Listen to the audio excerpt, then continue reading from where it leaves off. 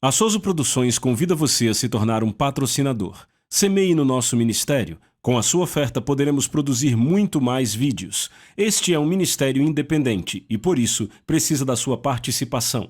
Inscreva-se no canal e compartilhe os vídeos. Seja um multiplicador desta visão.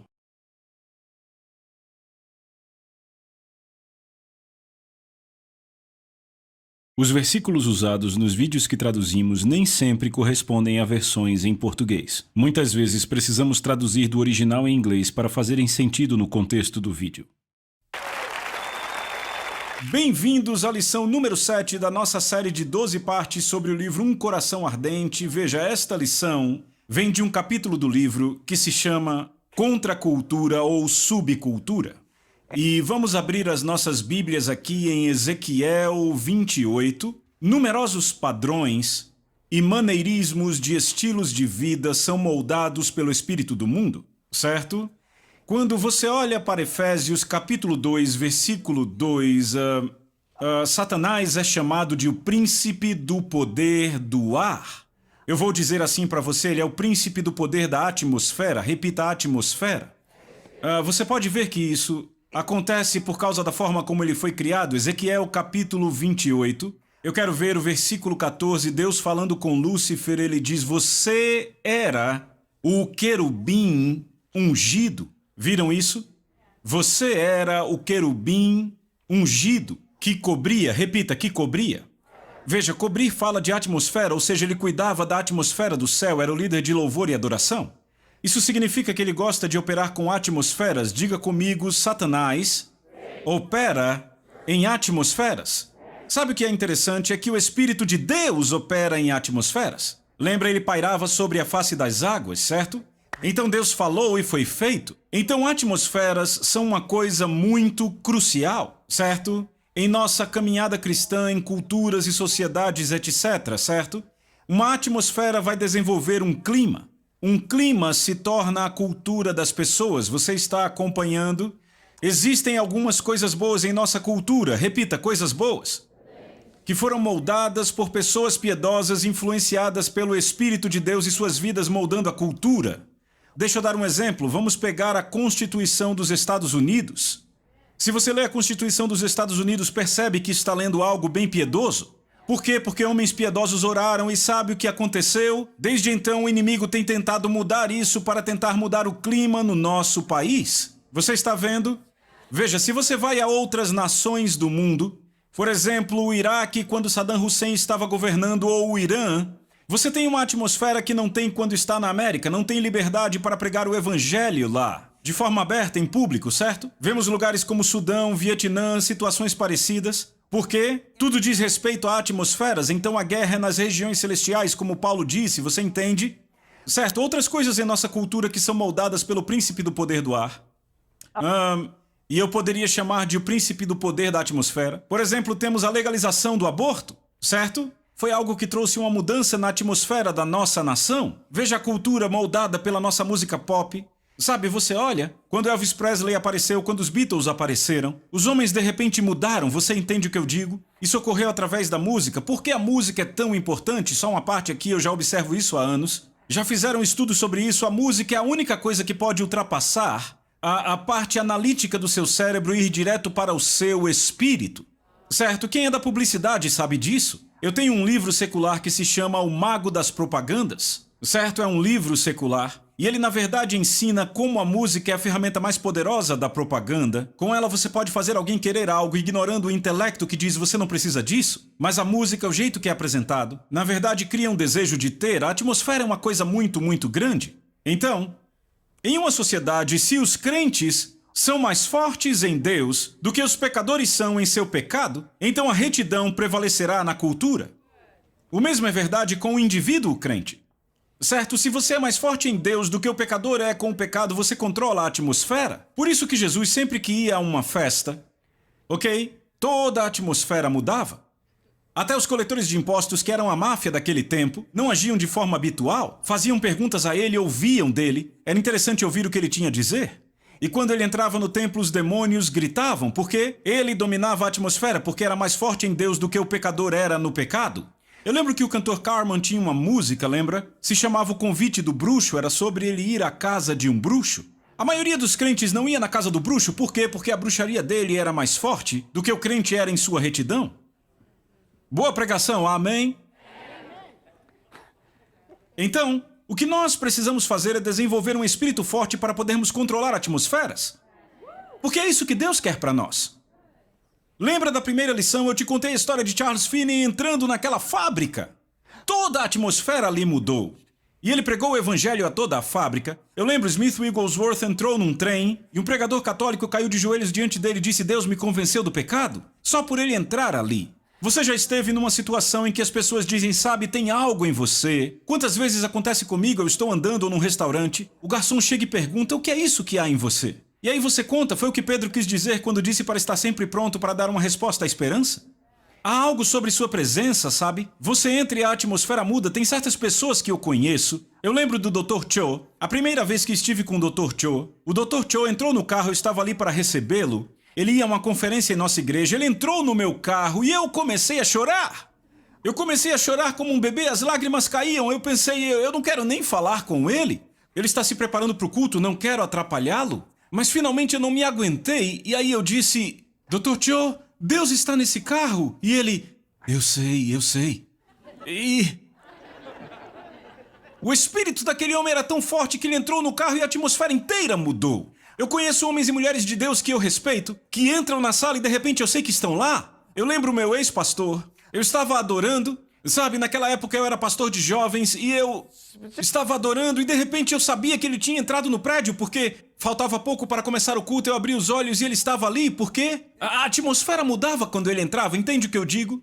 Então a atmosfera é importante, você pode dizer amém? Então, se os ímpios são fortes no seu pecado e os crentes não são na sua retidão, as trevas vão prevalecer. E aqueles que são fracos na fé vão gravitar ao redor das trevas. Você pegou isso? Eu disse, você pegou isso? Nós ainda vamos falar disso nessa lição. Então, por esta razão, 2 Coríntios capítulo 4, verso 4 chama Satanás de o Deus deste mundo, ou Deus da atmosfera desse ar. Estão acompanhando? Certo? Então, se nós não abandonarmos de propósito os padrões e maneirismos do mundo, vamos gravitar constantemente ao redor dele, sendo crentes. Nós temos que, de propósito, abandoná-los. E eu quero dizer renunciar e se arrepender. Sabe, 2 Coríntios 4 diz que somos nós que renunciamos às coisas ocultas das trevas. Você tem que renunciá-las de propósito. Muitos crentes lutam contra tantas coisas porque não as renunciaram. Eles não aprenderam o poder da cruz. Ei, depois que você põe os desejos debaixo da cruz, aqueles desejos não importam mais. Deixa eu te dizer uma coisa. O diabo não te força a fazer nada. Ele é o Deus desse mundo, mas eu não sou desse mundo. Se você nasceu de novo, não é desse mundo. Foi um comediante chamado Flip Wilson que disse: o diabo me fez fazer isso, não foi Deus. Certo? O diabo não pode te forçar a fazer nada. Mas a minha Bíblia diz que cada um é tentado quando é arrastado pelo seu próprio desejo. E seduzido, aí está o poder do diabo. Repita, seduzido. Diga de novo, seduzido. Mas eu não posso te seduzir com algo que você não deseja. Você vai a um crente comum e diz: olha, tem uma carreira de cocaína, vai te fazer sentir bem. Ele diz: sai daqui, por quê? Porque eu não posso seduzi-lo com isso, ele não deseja. Eu não te seduzo com o que você não deseja, mas posso te seduzir com algo que você não pôs debaixo da cruz. E se os crentes não renunciarem às coisas ocultas das trevas, de acordo com 2 Coríntios 4, vai gravitar em torno delas, você entende? É importante. Morte e vida estão no poder da língua. Eu nem sei por que estou dizendo isso, mas não consigo evitar. Mas é importante você renunciar às coisas ocultas das trevas, e você faz isso falando: eu renuncio a essa forma de vida e a ponho debaixo da cruz. Renuncio a esse desejo de beber e ponho debaixo da cruz em nome de Jesus. Ele não tem mais poder sobre a minha vida, não atua mais no meu corpo físico, porque aquele que ressuscitou a Jesus dos mortos habita em mim e ele vivifica o meu corpo. Bam! A Bíblia diz: para sempre, ó Senhor, a tua palavra é estabelecida no céu. Não diz: para sempre, Senhor, tua palavra é estabelecida no céu e na terra. Só diz céu. A Bíblia diz que pela boca de 2 ou 3 testemunhas toda a palavra é confirmada. A Bíblia diz que os céus são do Senhor, mas a terra ele deu aos filhos dos homens.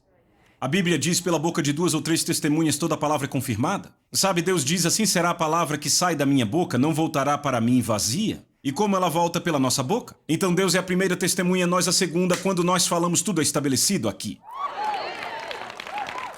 Porque pela boca de 2 ou 3 testemunhas toda a palavra é confirmada, certo? Por isso que é importante você falar a atmosfera certa em sua casa, fale a atmosfera certa em sua igreja, não fique falando dúvida e incredulidade. Não fique lamentando coisas que não têm nada a ver com a palavra de Deus, fale a palavra de Deus sobre sua vida. Fale a palavra de Deus sobre a sua casa, fale a palavra de Deus sobre os seus filhos.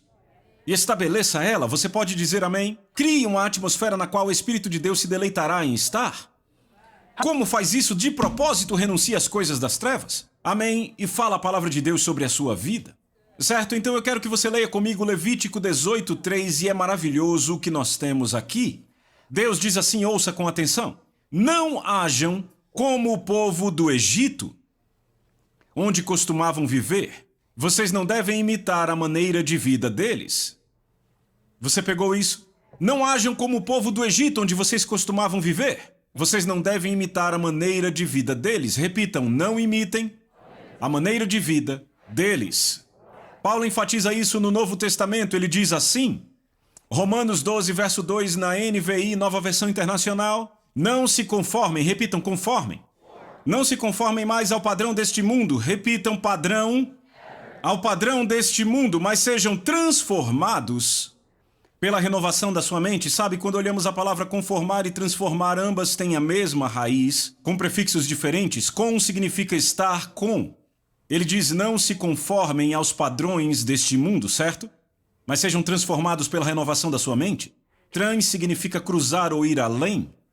Então é um nível mais elevado aonde você vai. Com significa estar com. É isso que o povo de Deus deve desejar, não se conformar aos padrões desse mundo, mas se transformar ao modo de vida de Deus. Daqui a pouco eu vou falar mais sobre isso, entendem?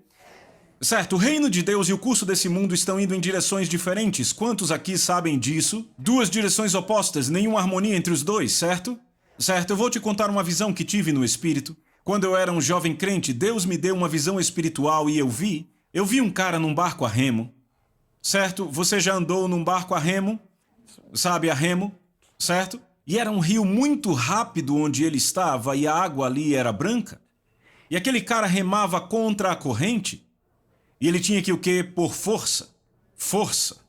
Força. Lembre, eu avanço para o alvo que está diante de mim. Mas sabe, naquela visão eu vi aquele cara se cansando. E sabe o que ele fez? Largou os remos. E o que acontece quando ele faz isso? Ele continua a avançar um pouco devido à força que fez, mas gradualmente ele para, e depois de parar, de repente ele começa a ir de acordo com o rio. Veja, o barco dele ainda aponta para cima. Ele ainda fala como um cristão, conhece a linguagem do cristão, mas está agindo como o mundo. Está se conformando ao padrão do mundo, embora aponte para cima. Estão acompanhando? Não se conformem ao padrão deste mundo. Você pode dizer amém? Não há harmonia entre o reino de Deus. Veja, Deus me deu esta visão. O rio estava no fluxo do mundo e o homem remava em direção ao céu. Nós não estamos vivendo no céu neste momento. Ou seja, a atmosfera onde vivemos, ouça, ela é o quê? É o mundo. Embora Deus tenha dito que podemos mudá-la, seja feita a tua vontade na terra como é feita no céu. Mas nossa responsabilidade é estabelecer a atmosfera e mudar. A escolha é nossa. Então, em João capítulo 15, versos 18 e 19, na Nova Tradução Viva, Jesus faz uma declaração que eu achei maravilhosa. Eu quero que você ouça isto. Jesus disse, quando o mundo os odeia... Repitam, quando? Quando o mundo os odeia, lembrem-se de que primeiro odiou a mim. O mundo os amaria se pertencessem a ele, mas não pertencem. Eu os escolhi para saírem do mundo e por isso os odeiam. Note, ele diz, quando o mundo os odeia. Será que o mundo nos odeia? Será que ele odeia mesmo? É quase como se tivéssemos passado os últimos anos tentando provar que as palavras de Jesus estão erradas. Tentamos ser aceitos pelo mundo. Mas Jesus disse, ei, se você me seguir, o mundo vai te odiar.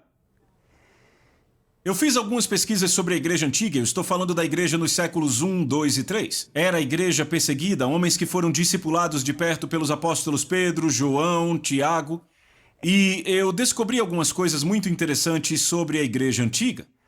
De fato, eu li algumas citações de romanos daquela época que não eram crentes, repitam, não crentes. Sabe o que eles diziam sobre os crentes? Diziam que para identificar um crente olhava-se para o seu estilo de vida. Eles viviam por um sistema totalmente diferente de leis. Diziam que estes crentes, exatamente o que os romanos diziam, estes crentes, eles se submetem às nossas leis, mas vivem por uma lei superior. Deixa eu te dar um exemplo. Se a maconha fosse liberada hoje em todo o país, eu me pergunto quantas pessoas dentro da igreja diriam: agora está tudo bem, é legal. Mas antigamente se baseavam numa lei superior. Então, mas foi exatamente o que um romano não crente disse: eles vivem como peregrinos e não vivem segundo a sua carne. Atualmente, aqueles que nos odeiam fazem por razões diferentes daquelas da época da igreja antiga. Quer saber o que eu tenho descoberto sobre as razões pelas quais a mídia está reportando sobre alguns de nós crentes? É porque alguns de nós são extravagantes, porque somos arrogantes ou temos um estilo de vida que ostenta. Você está comigo? Eu me lembro de um repórter. Eu tenho um grande amigo que é da diretoria de uma igreja, ele também é pastor auxiliar. E como pastor auxiliar, ele tinha uma casa muito bonita, sabe? Era ao lado da de um jogador de futebol profissional em Dallas. E o repórter estava atrás do pastor presidente. E aí, finalmente, sabe, o pastor auxiliar acabou dizendo ao repórter: por que você não diz nada a meu respeito, não fala de mim? O repórter disse: já sabemos que você mora numa casa muito boa. Mas ele disse: você não ostenta. Temos te observado e vemos como você genuinamente está interessado em ajudar pessoas. Você não está interessado em dizer: eu tenho isso e tenho aquilo. Entendem o que eu digo? Então o mundo, eu não acredito que o mundo tem problemas com os crentes tendo coisas boas. Para mim, o problema do mundo é quando nós nos gabamos e não tratamos as pessoas com o amor de Deus. Então a igreja antiga basicamente era assim. A igreja antiga era uma contracultura. E você diz: como assim contracultura? Existe contracultura e subcultura, certo? Eu quero deixar isso muito, muito claro. O que eu estou dizendo aqui é que a igreja antiga era uma contracultura. Eu também digo a vocês que a maioria das igrejas nos tempos de hoje é uma subcultura. Deixa eu dar as definições, ok? Uma contracultura é um grupo de pessoas cujo estilo de vida rejeita, repitam, rejeita, ou se opõe aos valores dominantes e padrões comportamentais da sociedade. Um conjunto completamente diferente de regras governa suas vidas. Certo? Isso é contracultura.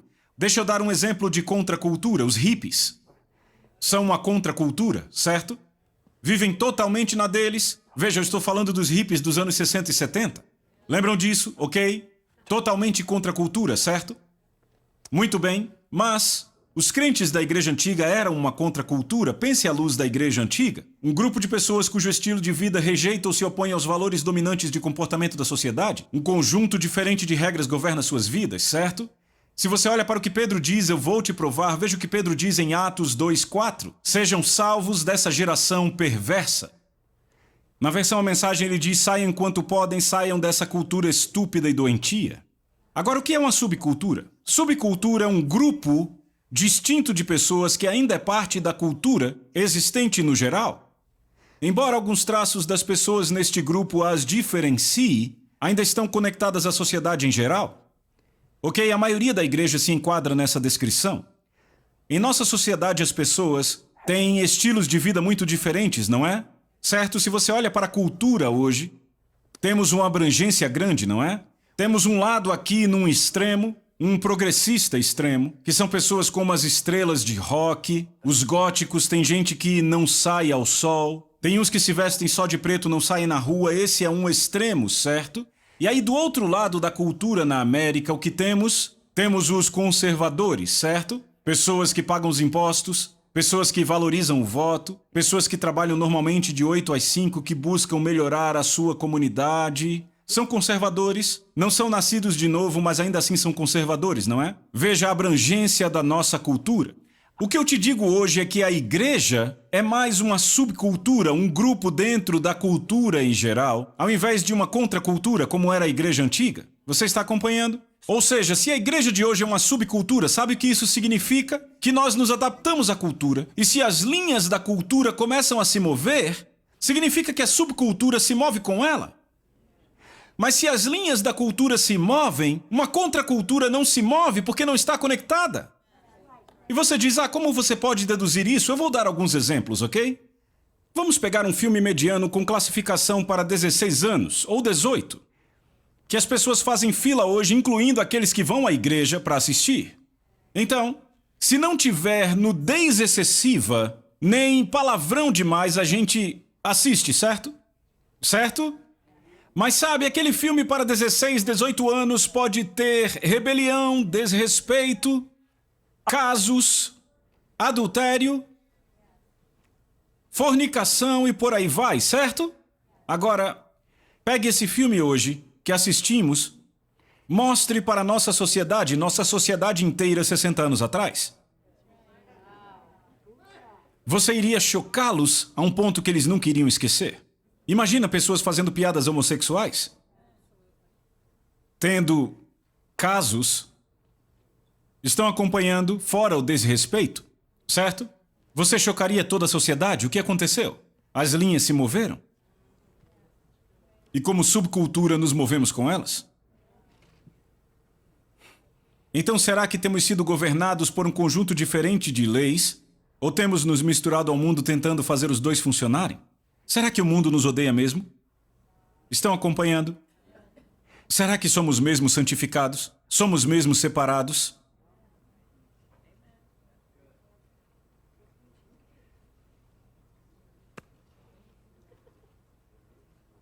Eu não quero ser legalista aqui. Veja os trajes de banho que se usam hoje. Vá com o maiô de hoje à praia de 60 anos atrás? Ou com o fio dental? Ou com a sunga que andam usando? Você chocaria aquela cultura completamente? Entende o que eu digo? Eu estou sendo legalista? Não, estou te mostrando um sintoma. De que quando a palavra de Deus está de fato te mudando e te transformando, você não vai vestir roupas para revelar, vai vestir roupas para esconder. Você não vai querer se sentar em uma atmosfera onde o nome de Deus é usado em vão e onde as mesmas coisas que cravaram os pregos nas mãos de Jesus são usadas para entreter você.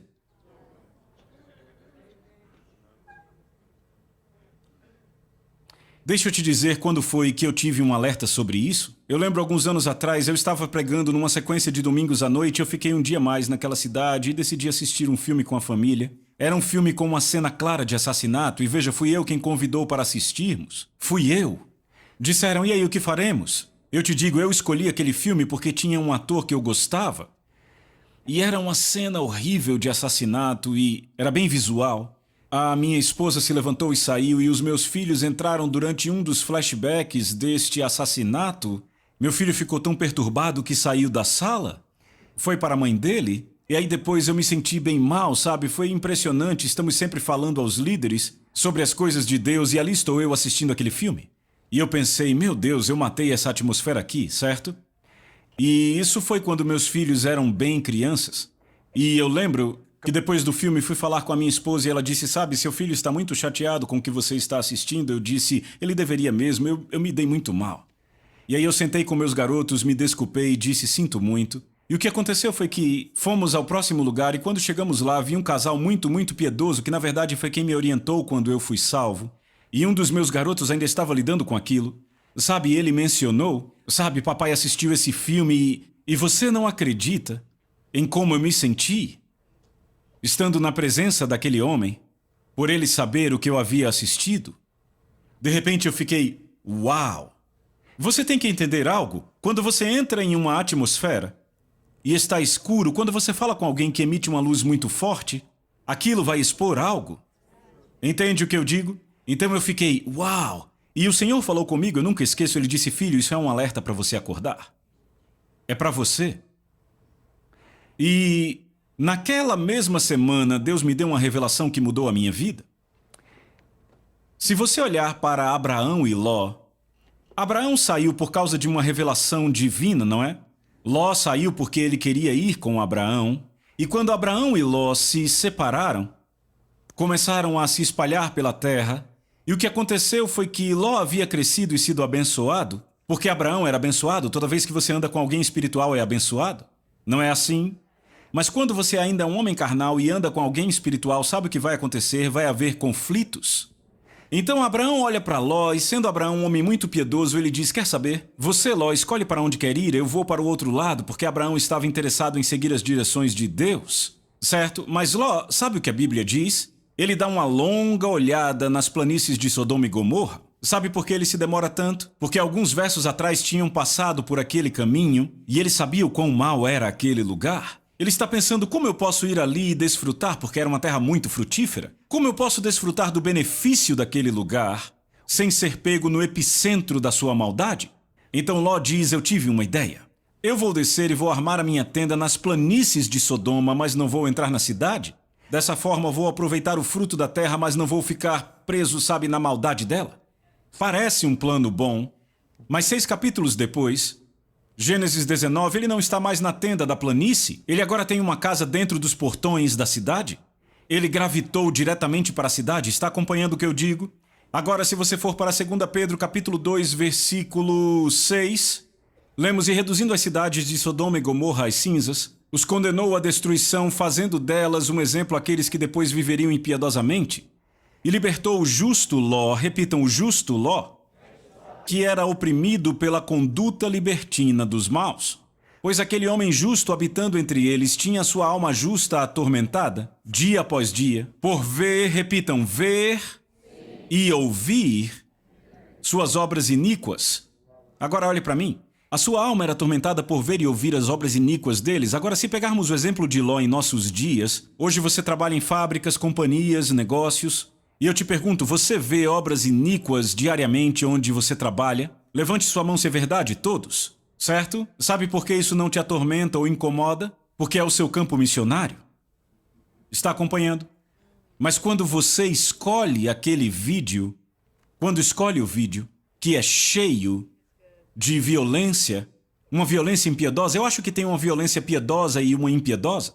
O Velho Testamento está cheio de violência, ok? Tem certas violências para um propósito que estão certas, entendem? Mas quando você escolhe o vídeo, com todos os comentários obscenos, com isso e aquilo obsceno, você escolhe como Ló escolheu habitar ali. Você então se abre para ser atormentado. Mas quando você está indo ao campo missionário, você está protegido. É por isso que você pode trabalhar numa atmosfera ímpia e continuar absolutamente em chamas por Deus, queimando e brilhando, crescendo em zelo. Mas quando sente e escolhe seu entretenimento, o que acontece? Você se vê ficando cada vez mais enfadado e inquieto e a sua luz diminuindo. Pessoas legalistas dizem: fique longe do mundo só para ficar no nosso clube de santos. Isso é legalismo. Mas o que Deus diz é: separe-se do mundo para que você tenha intimidade comigo. Há uma grande diferença. Não se trata de desistir de algo, se trata de conseguir algo. E do que você decide escolher? Quando você olha, sabe, isso é algo que eu digo aos meus filhos. Eu digo aos meus filhos vez após outra, digo: pessoal, eu quero uma atmosfera nessa casa, que o Espírito Santo goste de habitar aqui. Eu não quero uma atmosfera nessa casa onde ele não queira habitar. Significa que discussão, briga, reclamação, assistir certos filmes, não teremos isso, ouvir certas músicas, não teremos isso aqui. Eu não vou aceitar. Como pai, eu vou proteger a atmosfera dessa casa. Você entende o que eu digo? Então, como crente, você tem que tomar uma decisão. O quão perto quer estar de Deus?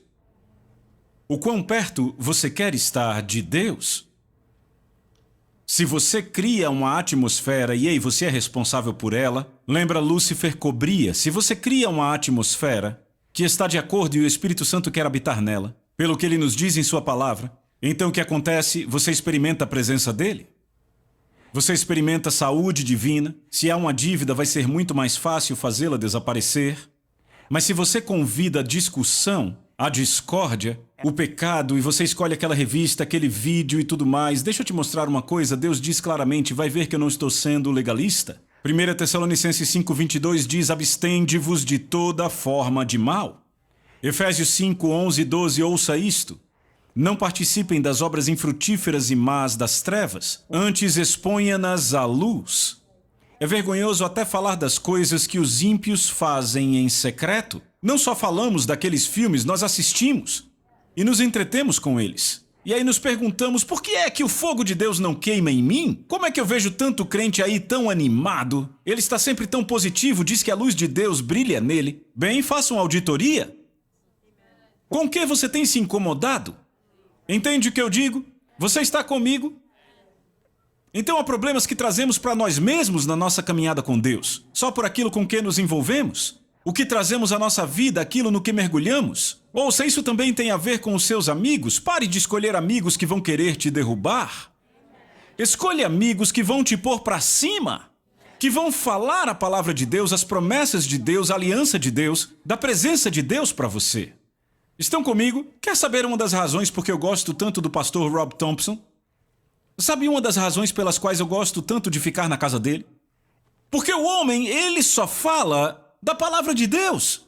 Eu nunca ouvi nada diferente. Nos sentamos à mesa ontem à noite e tudo que falamos foi da palavra de Deus. Há uma atmosfera na casa dele, na qual é tão fácil falar das coisas de Deus. Eu amo isso e já faz tempo, eu venho aqui há mais de 10 anos. Sabe, a primeira vez que eu vim, eu pensei, isso é bom, é delicioso. Ele sentado de short no deck, só sentado falando comigo, e eu tenho que estudar, mas isso é bom demais. E ele falando, e a revelação fluindo e fluindo. Por quê? Por que isso acontece?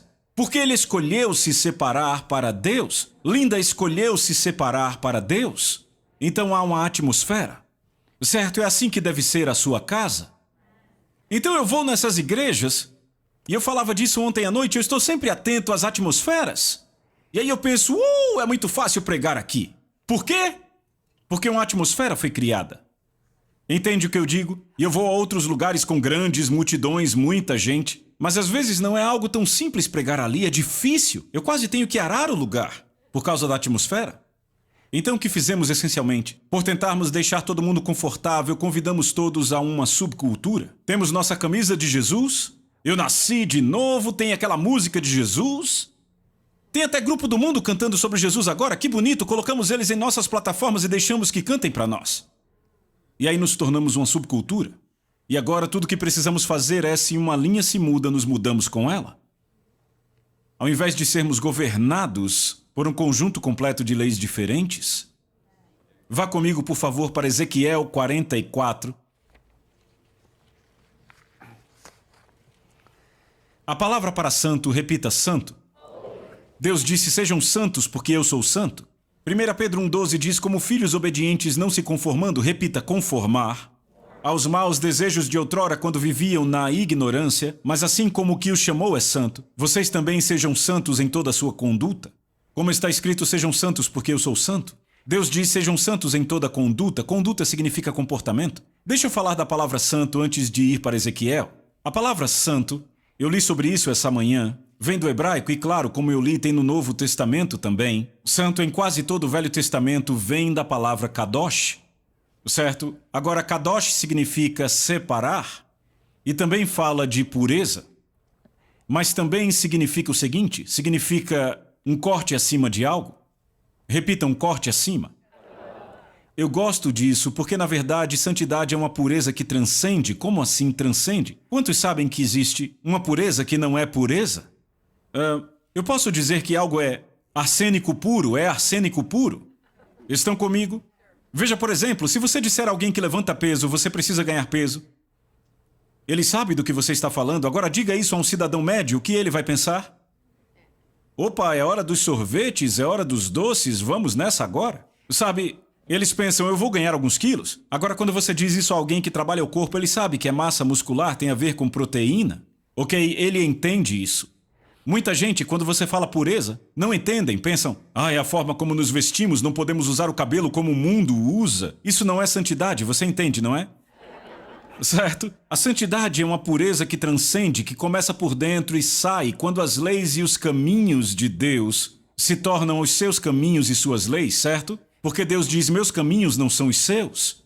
Meus pensamentos não são os seus. Eu vivo num nível diferente da minha criação. E quando Deus diz, seja santo, pois eu sou santo, Ele está te convidando ao nível dele. Não está falando de vestimenta, claro, tem a ver, porque isso também vai afetar a sua vestimenta. Com Deus, as suas roupas não querem revelar, querem esconder, lembram? Você vai querer viver de tal forma que você sirva, não seja servido. Não vai querer ganhar ou reter para si. Você vai querer dar, entende? Você se adapta aos caminhos de Deus. Quando as pessoas falam mal de você, você as abençoa. É totalmente o contrário de como o mundo se comporta. O mundo quer dar o troco, não é assim? Então você sobe ao nível de vida de Deus. Estão acompanhando? Estão entendendo? Então, isto é algo maravilhoso. Ezequiel, a partir do capítulo 40, todos os capítulos começando com 40, você tem o profeta descrevendo o templo em uma cidade e, basicamente, eu vou ler o comentário de Barnes. O comentário de Barnes diz, é um comentário famoso, ele diz, o retorno da Babilônia, na verdade, foi o princípio desta obra, mas apenas o princípio, uma introdução ao reino futuro de Cristo. Então, a visão de Ezequiel, Barnes continua a dizer, por isso deve ser vista como estritamente simbólica. Ou seja, sim, ele está nos dando uma descrição no Antigo Testamento de um templo, mas Barnes diz que ele deve ser aplicado ao reino de Cristo e deve ser visto como simbólico, certo? Veja, no Velho Testamento os levitas eram os sacerdotes, certo? Correto? O que no Novo Testamento seriam os crentes, correto? Veja o que ele diz aqui no verso 9. Ezequiel 44, assim diz o soberano, o Senhor, nenhum estrangeiro incircunciso no coração ou incircunciso na carne. Incircunciso na carne fala do Velho Testamento, incircunciso no coração do Novo Testamento, certo? Você entende, é uma visão, é simbólico. Não entrará no meu santuário nem tampouco os estrangeiros que vivem entre os israelitas, verso 10, e os levitas, sacerdotes, que se distanciaram de mim quando Israel se desviou, que se afastaram de mim indo atrás de ídolos, sofrerão as consequências da sua iniquidade? Poderão servir no meu santuário como encarregados dos portões do templo e também como ministros da casa. Você está vendo, veja o verso 12, porque os serviram na presença de seus ídolos e fizeram a nação de Israel cair em iniquidade? O que ele está dizendo, esses líderes que seguiram as pessoas nos caminhos do mundo quando deslizaram para o mundo, vão carregar sua iniquidade, sabe como farei deles ministros da casa? Agora veja o verso 15. Ele diz, mas os sacerdotes, os levitas, os filhos de Zadok, repitam, os filhos de Zadok, que continuaram servindo o meu santuário quando os filhos de Israel se desviaram de mim, eles se aproximarão de mim e ministrarão a mim. Eles estarão diante de mim para oferecer a mim a gordura e o sangue, diz o Senhor. Só eles entrarão no meu santuário, eles se aproximarão da minha mesa para ministrar diante de mim e realizar o meu serviço. Sabe o que ele diz aqui? Os sacerdotes que não seguiram os caminhos do mundo, eles vão ministrar a mim. Mas os sacerdotes que foram só vão cuidar da casa. Você está entendendo? Sem santidade nenhum homem o verá. Agora deixa eu te dizer algo. Não há nada mais belo em toda a criação do que o próprio Criador. Eu lembro do que Jesse Duplantis disse na visão que teve do céu. Ele disse, todos no céu querem se aproximar do trono. É por isso que os anjos que estão ao lado do trono permanecem por eras e eras dizendo, santo, não querem ir a lugar nenhum. Eles não querem visitar outras partes do universo. Eles amam estar bem ali, perto dele. E Deus diz, aqueles que vão chegar perto de mim e ministrar a mim e ver o meu rosto, são aqueles que não foram pelos caminhos do mundo, mas os sacerdotes que se desviaram pelos caminhos do mundo e tiveram suas almas justas atormentadas, eles vão cuidar da casa. O que você quer fazer? Quer seguir o cordeiro aonde ele for ou quer cuidar da casa? A escolha é sua. A Soso Produções convida você a se tornar um patrocinador. Semeie no nosso ministério. Com a sua oferta poderemos produzir muito mais vídeos. Este é um ministério independente e, por isso, precisa da sua participação. Inscreva-se no canal e compartilhe os vídeos. Seja um multiplicador desta visão.